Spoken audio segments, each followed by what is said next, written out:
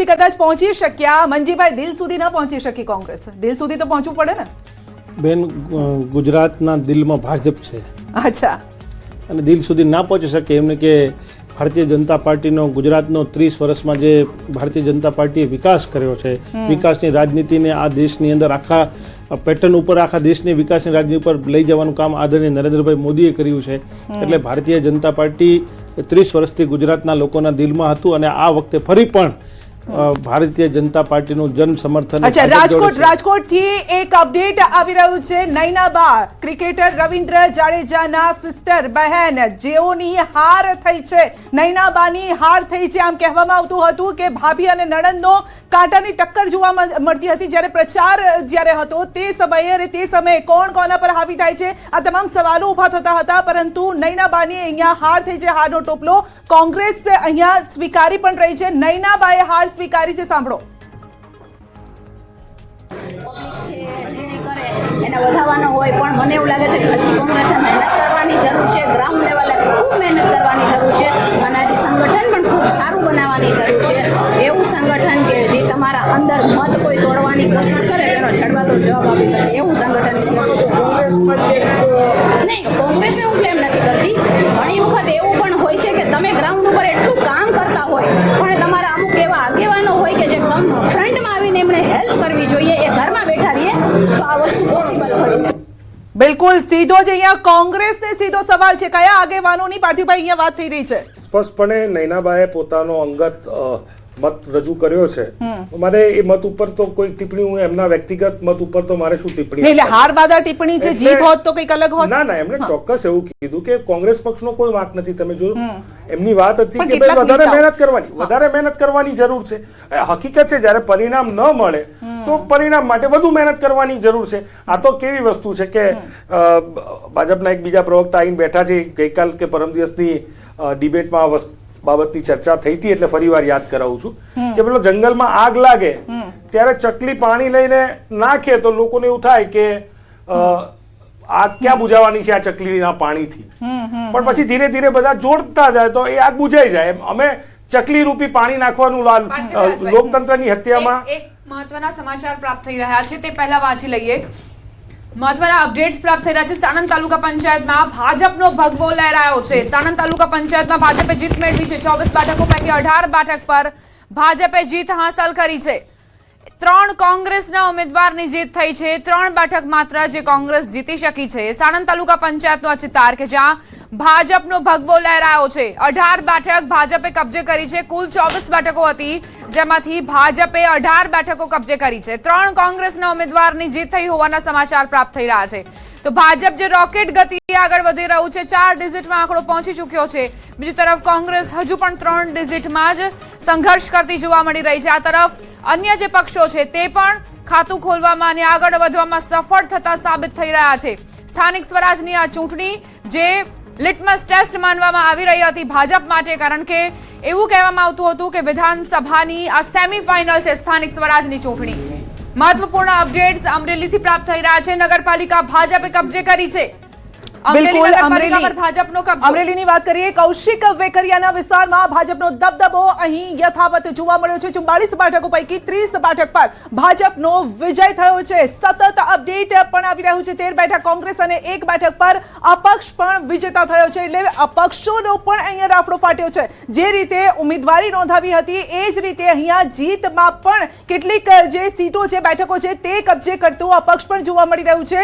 કોંગ્રેસની સીટોની વાત કરીએ તો કોંગ્રેસ અહીંયા, કારણ કે એક તરફ ભાજપ જો બેઠકોની કુલ સ્થિતિ વાત કરીએ તો 4247 બેઠકો પર બહુમતી તરફ આ ભાજપ છે, જ્યારે કે કોંગ્રેસ માત્ર 815 બેઠકો પર આગળ અહીંયા દેખાઈ રહ્યું છે. તો રિયલ આંકડા છે. જામનગરમાં ભાજપનો ભગવો લહેરાયો. જામનગર મહાનગરપાલિકાની પણ જાહેરાત થઈ ચૂકી છે. 56 માંથી ભાજપના ફાળે 44 બેઠક અત્યારે ટ્રેન્ડમાં જોવા મળી રહી છે. કોંગ્રેસ પ્રમુખ દિગુભા જાડેજાની પેનલની હાર થઈ હોવાના સમાચાર પ્રાપ્ત થયા છે. જામનગર મહાનગરપાલિકાની આ સ્થિતિ ભાજપનો ભગવો લહેરાયો છે. વિરમગામની હવે વાત કરીશું તો આ જામનગરની વાત થઈ, હવે વિરમગામમાં શું સ્થિતિ છે? પાલિકામાં ભાજપની જીત થઈ છે, જ્યાં જુઓ ત્યાં બીજેપીનો અહીંયા ભગવો લહેરાઈ રહ્યો છે. કેટલીક બેઠક પર કોંગ્રેસે 36 માંથી ભાજપના ફાળે 26 બેઠક અહીંયા ગઈ છે. એટલે મોટા ભાગની વિરમગામમાં 10 પાલિકામાં જે 10 છે તે અપક્ષની જીત થઈ છે. સવાલ અહીંયા મોટો અહીંયા એ છે, બીજેપી ને અપક્ષ, કોંગ્રેસ ક્યાં છે? અહીંયા ભરૂચના આંકડા પણ સામે આવી રહ્યા છે. ભરૂચ આમોદની સ્થિતિ શું છે તે તમને જણાવીશું. આમોદ નગરપાલિકાનું પરિણામ, ભરૂચ આમોદ નગરપાલિકાનું આ પરિણામ કે આમોદ નગરપાલિકાની 15 બેઠક કોંગ્રેસે કબજે કરી છે. 15 બેઠક જે કોંગ્રેસના ફાળે. 8 બેઠકની વાત કરીએ કે જ્યાં ભાજપની જીત, આમોદમાં કોંગ્રેસ અહીં મજબૂત સ્થિતિમાં. જી, સૂત્રાપાડાની હવે વાત કરીશું, ત્યાં કયા પ્રકારનું ગણિત કામ કરી ગયું છે? પાલિકામાં કોંગ્રેસ સુપડા સાફ. જી હા, પાલિકામાં કોંગ્રેસના સુપડા સાફ થઈ ગયા છે. એક પણ બેઠક કોંગ્રેસ જીતી નથી શકી. એવી બેઠકો છે કે જ્યાં કોંગ્રેસ દમખમ સાથે લડતી હતી, પરંતુ અહીંયા ક્યાંક સુપડા સાફ થતા જોવા મળી રહ્યા છે. સૂત્રાપાડામાં સરખેજની વાત કરીએ કે સરખેજની પણ જાહેરાત થઈ છે. અમદાવાદ મહાનગરપાલિકાના સરખેજ વોર્ડમાં ભાજપની પેનલ જીતી છે. અમદાવાદ મહાનગરપાલિકાના સરખેજ વોર્ડમાં ભાજપની પેનલની જીત થઈ હોવાના સમાચાર પ્રાપ્ત થઈ રહ્યા છે. અમારી સાથે હિતેન્દ્રભાઈ જોડાયા છે. હિતેન્દ્રભાઈ, અત્યારની સ્થિતિમાં તો ભાજપ જ મજબૂત, 4 ડિજિટનો આંકડો ભાજપે પાર કરી લીધો છે. સામે કોંગ્રેસ ક્યાંક સંઘર્ષ કરતી જોવા મળી રહી છે. તમે શું કહેશો? જો ગુજરાતની જનતાને નતમસ્તક વંદન કરું છું કે ફરીથી પુનરાવર્તન માટે મતદાન કર્યું છે, વિકાસની રાજનીતિને સમર્થન આપ્યું છે. મને મુખ્યમંત્રી શ્રી ભૂપેન્દ્રભાઈ પટેલ સાહેબ અને નાયબ મુખ્યમંત્રી શ્રી હર્ષભાઈ સંઘવીની લોક ઉપયોગી યોજનાઓ એન્ડ યુઝર સુધી ડિલિવર થઈ છે, એને જનતાએ સ્વીકૃતિ આપી છે.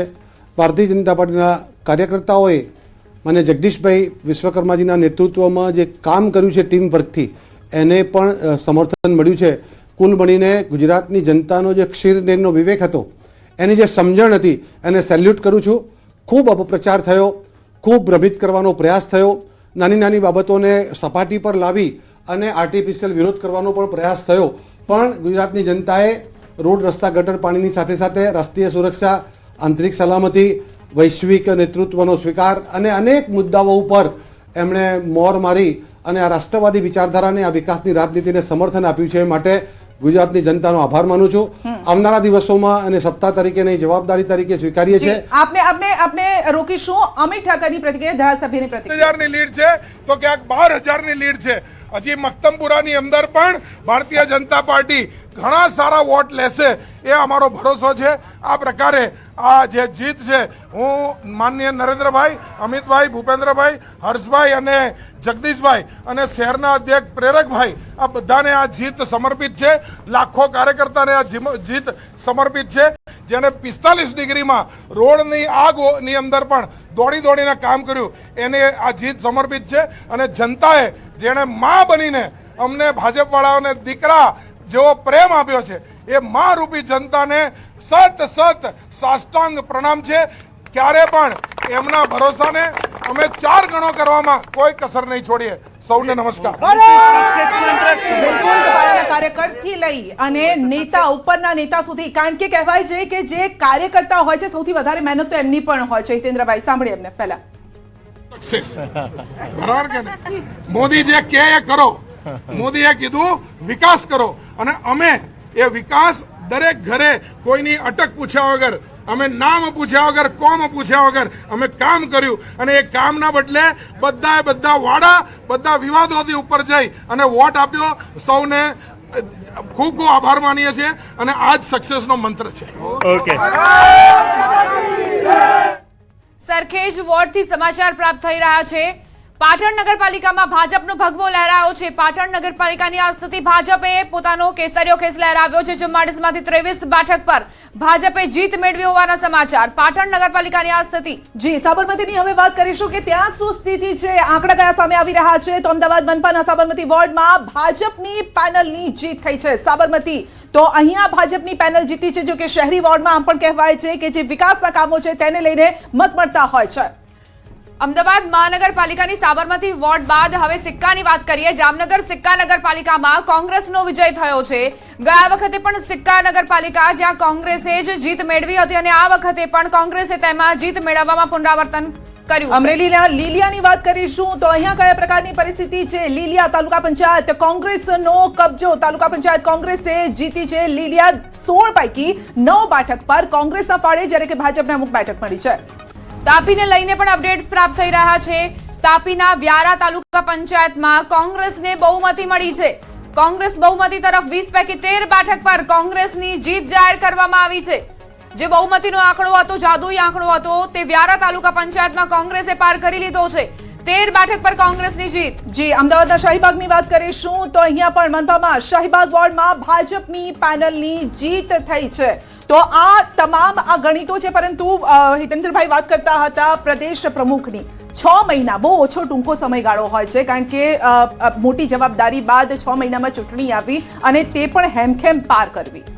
જો જગદીશભાઈ કાર્યકર્તા તરીકે અમદાવાદ શહેરના પ્રમુખ તરીકે એમનો જે લાંબો અનુભવ હતો અને પોતે અદના કાર્યકર્તા તરીકે સમગ્ર ગુજરાતનો જે પ્રવાસ કર્યો છે, કાર્યકર્તાઓની સાથે કનેક્ટ કરવાનો અને ઉત્સાહ વધારવાનો, સાથે સાથે અમારા સંગઠન મહામંત્રી રત્નાકરજીએ સ્ટ્રેટેજી બનાવીને મુખ્ય લોકો સાથે જિલ્લો કેવી રીતે જીતાય, નગર કેવી રીતે જીતાય એની ચિંતા કરી અને જે માર્ગદર્શન આપ્યું છે, આ બધાની ઉપર આ કાર્યકર્તાઓએ પોતે ઉમેદવાર છે. પ્રત્યેક કાર્યકર્તા પોતે, અમારી ટીમ જે છે 24/7 365 દિવસ કામ કરનારી ટીમ અને પેજ પ્રમુખથી પ્રદેશ પ્રમુખ સુધીના લોકો પોતે ઉમેદવાર બનીને જે લડ્યા છે અને જનતાની વચ્ચે જવા માટે જે ભાથાની જરૂર હતી એ માન્ય ભૂપેન્દ્રભાઈ પટેલ સાહેબ અને માન્ય હર્ષભાઈ સંઘવી સાહેબની સરકારે જે ડિલિવર કર્યું છે. કચ્છની એક અપડેટ આપી દેવા છે. કચ્છ તરફથી એક અપડેટ આવી રહ્યા છે. અહીંયા પણ માંડવી પાલિકા વિપક્ષ વિહોણી બની ગઈ છે. કચ્છની માંડવી પાલિકામાં વિપક્ષ જ નહીં, તમામે 36 બેઠકો પર ભાજપનો ભગવો લહેરાયો છે. એટલે અહીંયા વિપક્ષ જ નથી, તમે જ રાજ કરશો. જો જે રીતે ક્યાંક ને ક્યાંક આવા વિપક્ષના 1-2-3 લોકો બને, બાકી મોટા ભાગની જગ્યાએ ભારતીય જનતા પાર્ટીને સમર્થન મળ્યું છે.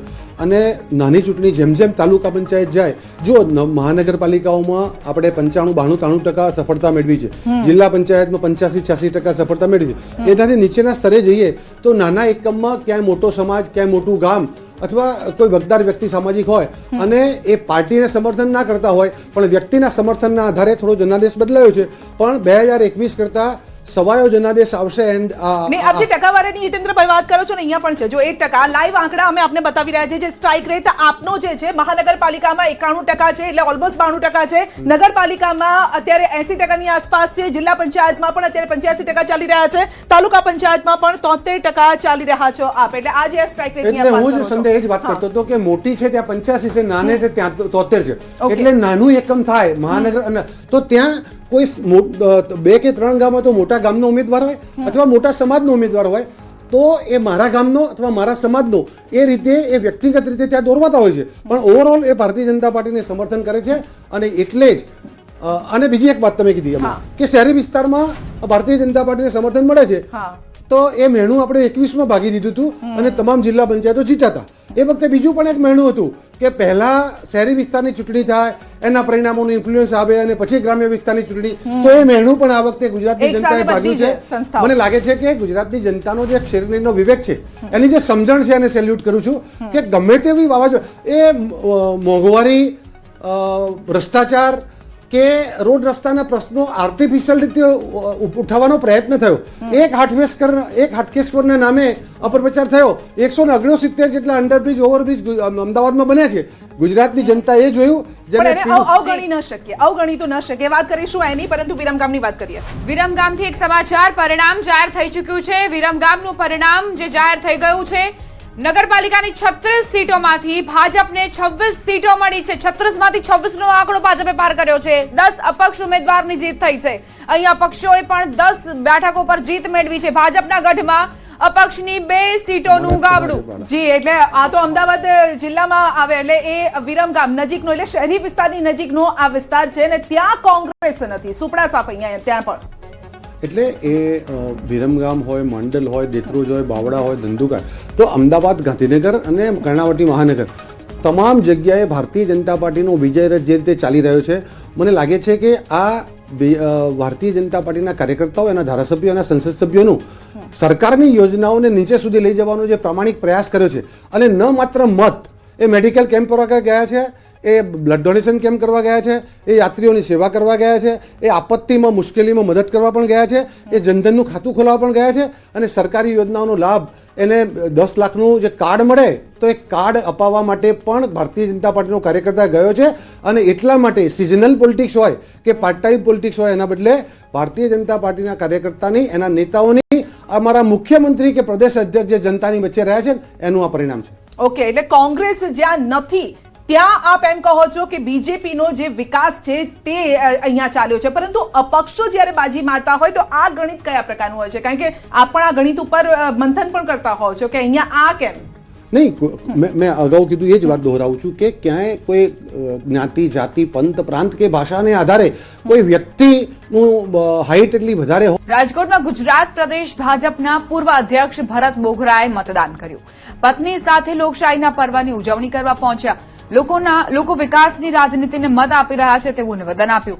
રાજકોટ મનપાની 72 બેઠક પર કમળ ખીલશે તેવો દાવો કર્યો. હું સૌ રાજકોટવાસીઓને અને સૌ ગુજરાતવાસીઓને વિનંતી કરું છું કે 100% મતદાન દેશ હિત માટે, રાષ્ટ્ર હિત માટે કરવું જોઈએ અને પોતાના મતનો ઉપયોગ 100% કરે.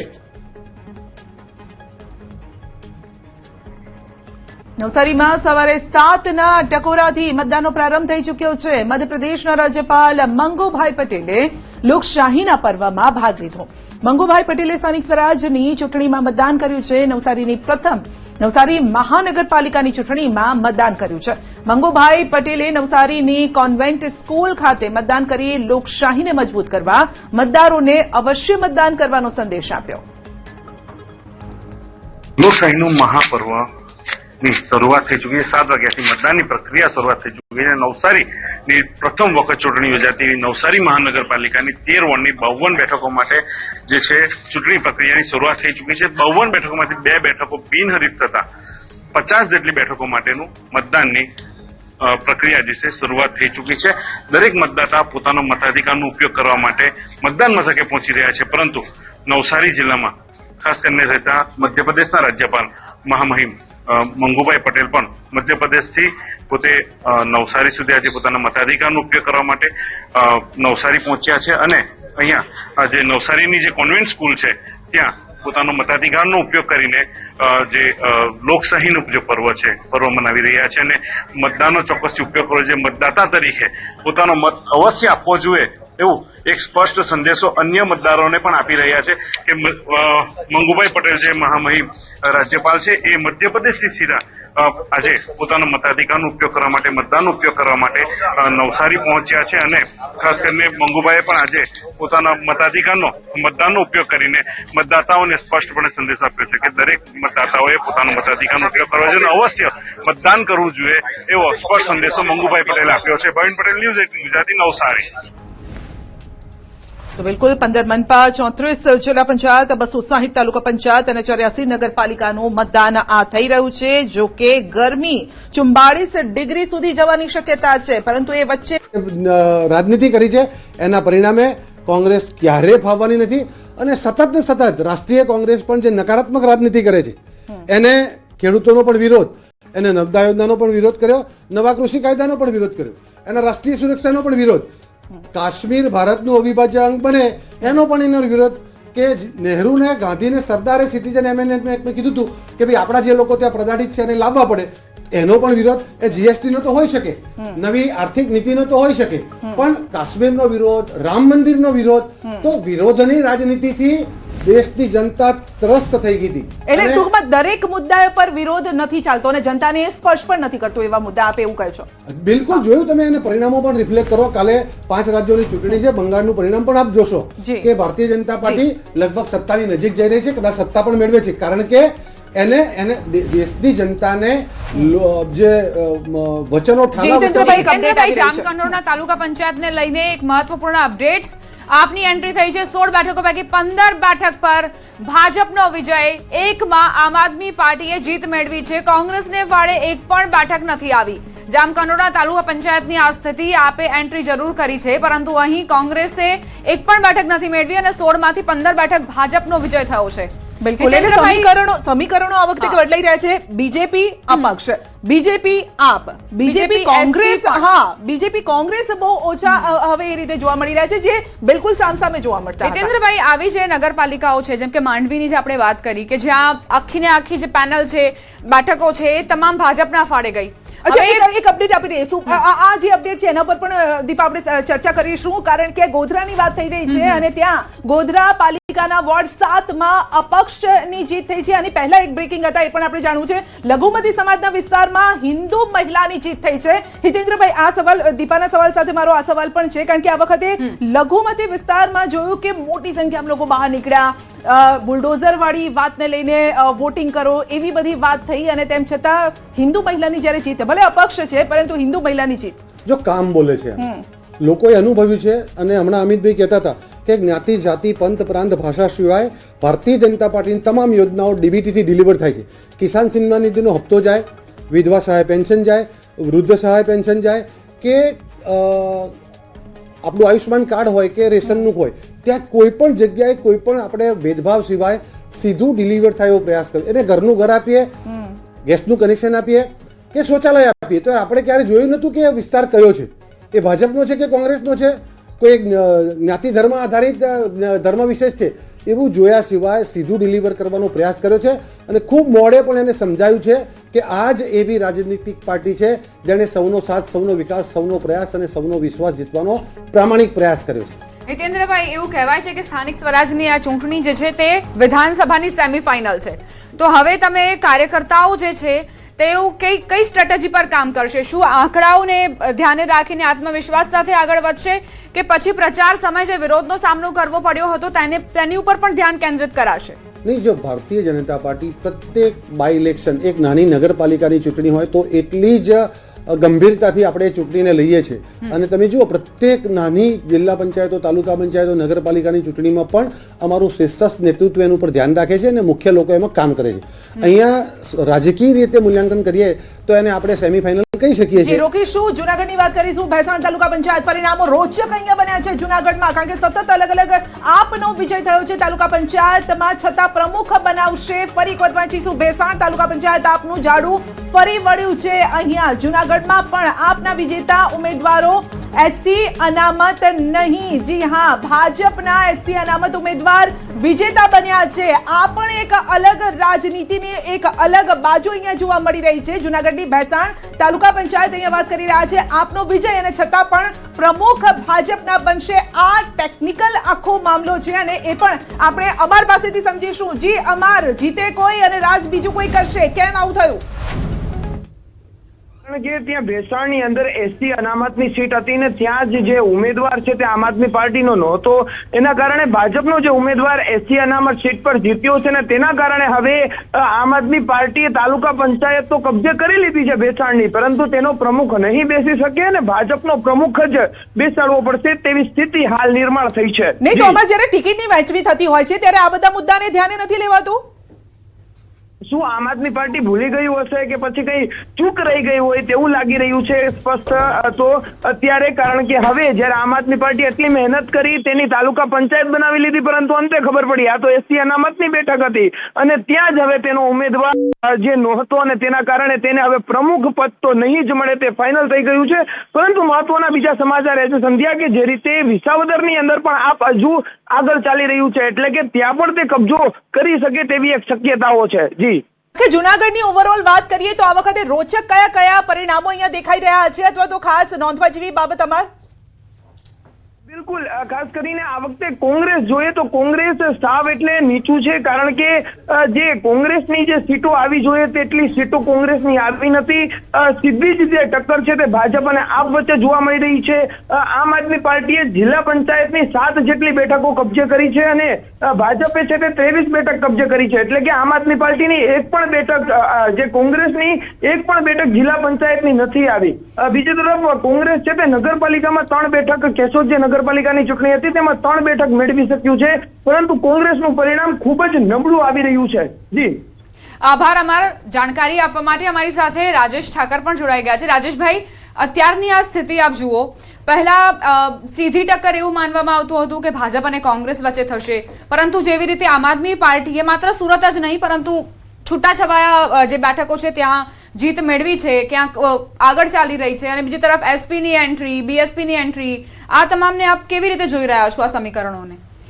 જો લગભગ 2021-22થી જે રાજકારણ શરૂ થયું છે એની અંદર ભારતીય જનતા પાર્ટીના વિકલ્પ થવાના બદલે વિપક્ષના વિકલ્પ થવાની એક હરીફાઈ ચાલુ થઈ છે. એમાં ત્રીજો ફેક્ટર જે આમ આદમી પાર્ટીનો આવ્યો એના પછી ફાઇટ એ છે કે કોંગ્રેસની જગ્યાએ આમ આદમી પાર્ટી લે છે કે આમ આદમી પાર્ટીને ખતમ કરીને કોંગ્રેસ જે પોતાના વોટ જતા રહ્યા હતા, પોતાનું ખિસ્સું કપાયું હતું, એ પાછું સીવી લે છે.